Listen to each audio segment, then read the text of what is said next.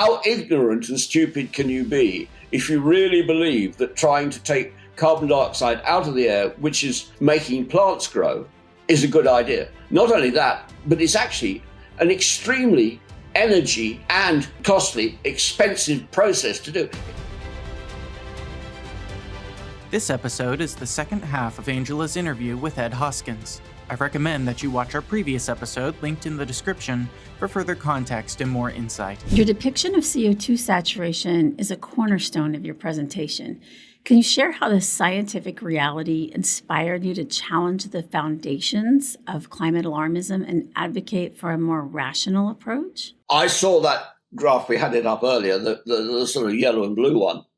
And it just dawned on me that if that is actually reality, which I think it is, extra carbon dioxide is a non-problem. In fact, it is certainly not a pollutant, and it's certainly not unclean. You know, they talk about clean generation and clean renewables and this and that and the other.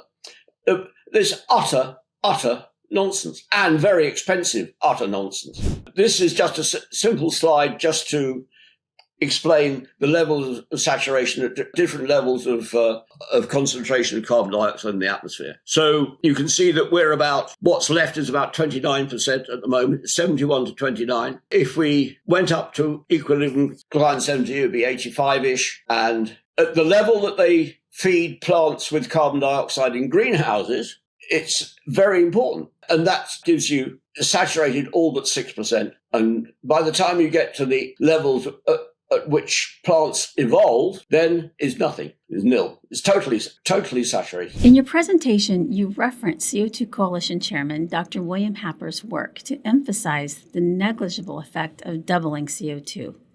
How has his research influenced your perspective, and why is his message so critical for countering climate fear? Sadly, I think an awful lot of the scientific community, mainly because they're paid by the state, has joined in on the climate alarmism bandwagon, as it were. If you're not a climate alarmist, you don't get a grant, certainly has been the effect.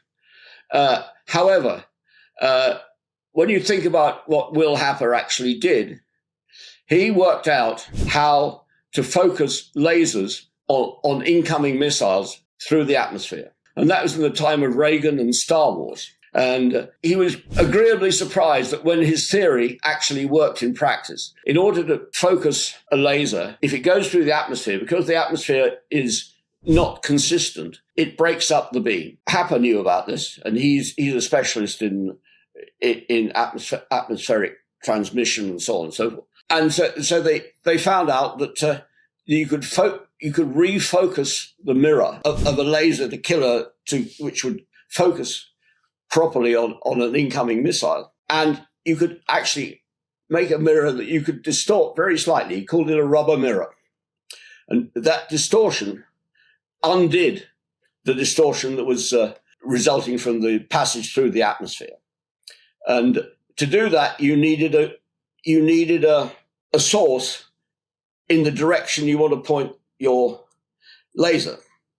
So he said, yes, I know how to do that. We can make sodium guide stars. Apparently there's a layer of sodium atoms in the upper atmosphere, and you can excite some of those and you can make a consistent star. And that's what you needed to compare with and to calibrate the rubber mirror. And he did all that. And frankly, somebody who knows how to do that, I take much more seriously than an awful lot of the scientific establishment who have been, in the best possible way, who have been bought, basically, because people like Michael Mann and lots of other scientific establishments across academia, right the way across the Western world, have basically been said, if you don't support the consensus, you won't get a grant. And it's been a corruption like that. And very sadly, they have caused an awful lot of money to be wasted. If you want to destroy the economies of the Western world, it's a very, very good way of doing it. It just explains how marginal the additional doubling the CO2 is in reality. And this is seriously accurate science.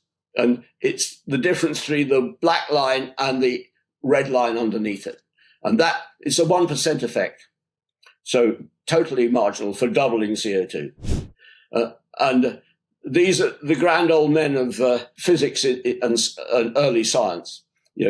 Look at the dates on them, 1850 to 1940. These guys were the foundations of physics in physical science, and they actually knew what they were talking about. He says, just for that marginal 1% difference, we're expected to give up our liberty, give up our cars, give up all the best benefits of Western industrial society, which are magnificent and need to be spread right the way across the undeveloped world, and submit to government controls. And for that, as he said, is don't let anybody convince you that this is a good bargain. It is a terrible bargain. And it's already being enacted now. Your focus on global greening showcases the remarkable benefits of higher CO2 levels for plant life. Can you share specific examples of how this greening is transforming ecosystems and boosting global food production? NASA reckons that since 1950, leaf coverage in the world, because they take satellite pictures of it, leaf coverage in the world has increased by 15%. And that is enormous. That is another continent the size of the United States in extra greenery. And that's primarily, well, it's down to two things. It's primarily to do with better farming procedures, better fertilizers, but mostly it's to do with the fertilization effect of extra carbon dioxide. This is just to make the point. I don't know whether you've noticed it where you are, but this year, vegetation everywhere where I live has gone absolutely mad. It's really been very, very productive. And, I look at a bunch of plane trees opposite me in my house here, and they have been incredibly productive, grown faster than I've ever seen them grow. I've been here 25 years watching them. And the growth of greenery is unbelievably positive. And of course, that means there's more food in the world to feed a lot of people. Ed, you make an interesting case that colder oceans naturally sequester CO2, potentially threatening plant survival in future glaciations. How does this long-term perspective highlight the absurdity of trying to reduce atmospheric CO2 today? It just shows that the people who are trying to promote it have forgotten the biology that they should have learned when they were 8. But the mechanism is very interesting. First of all, colder oceans can absorb more carbon dioxide. They've been getting a little bit warmer, and that's one of the major reasons why the carbon dioxide level has actually increased over the last few centuries. And the other thing is that things like mussels and crabs absorb carbon dioxide in the water and turn it into their exoskeletons,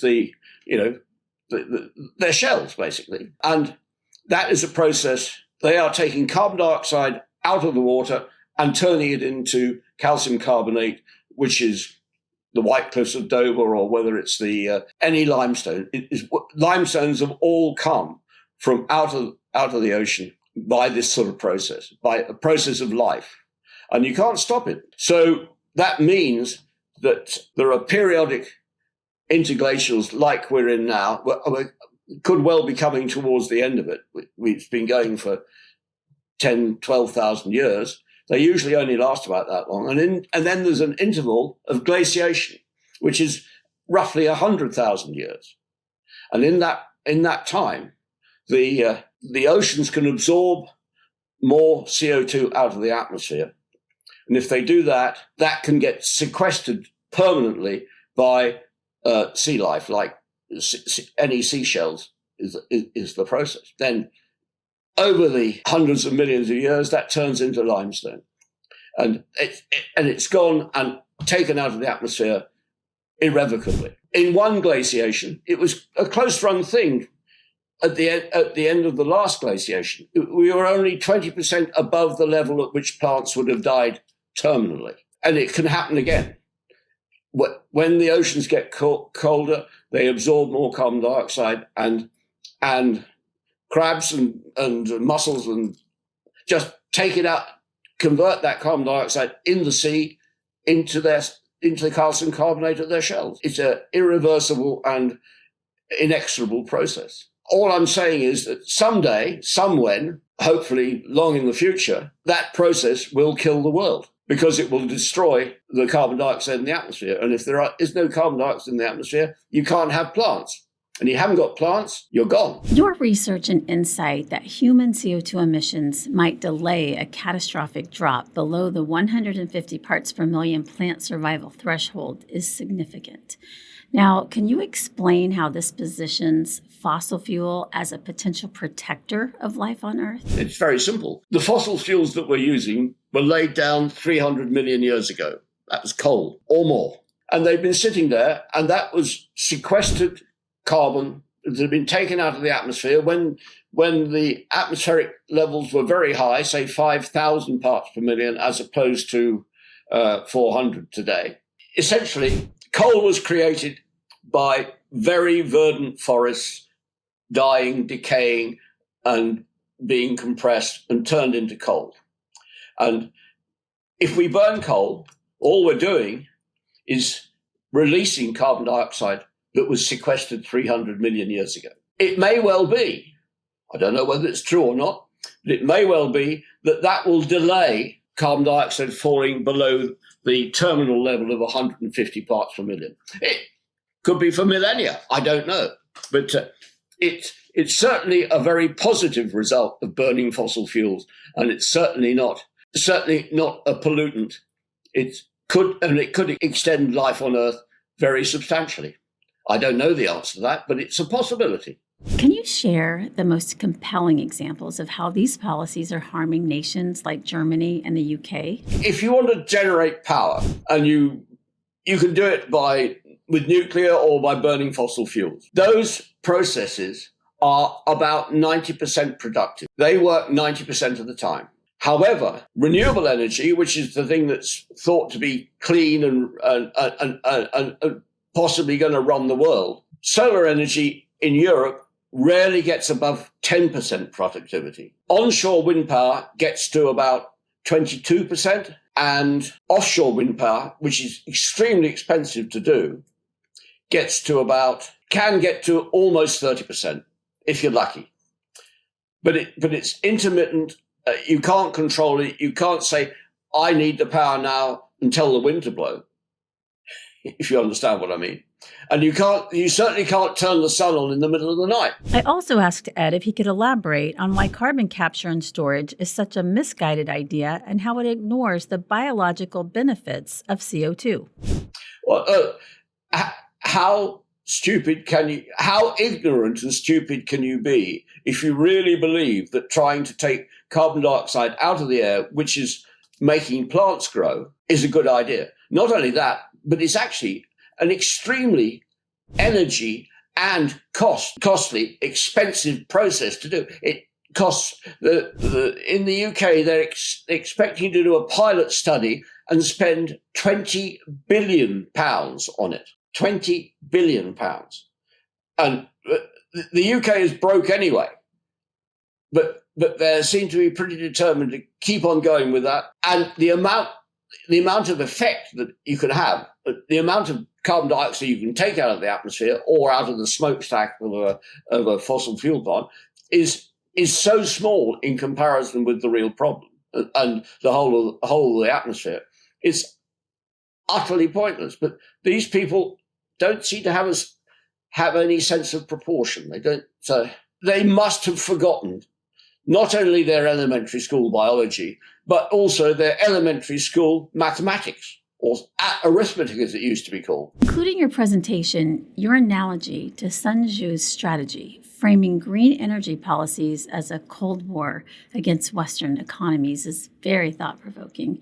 Can you expand on how these policies weaken the West and who might be benefiting from this dynamic? This is my personal view on what's going on. Sun Tzu wrote about 40 arts of war. But the first art of war is try and subdue your enemy without fighting as an art of war. And that's what is happening by persuading Western governments to destroy their economies for a non-problem. I personally think that green should be considered as a direct continuation of the Cold War, nothing short of that. And that's my view, but I think it's a valid view. Ed, I do hope you'll join us again soon on Climate Debrief. Thank you. Thank you for watching. The Climate Debrief podcast is funded by listeners like you. If you enjoyed listening to this episode of Climate Debrief, please like, comment, and subscribe. We read all of your feedback. If you are interested in finding out more about the CO₂ Coalition and its mission, visit our website at co2coalition.org. Our host and executive producer is Angela Wheeler. Production by Ethan Audie and Scott Wheeler. Technical production and editing by Joseph von Spakovsky.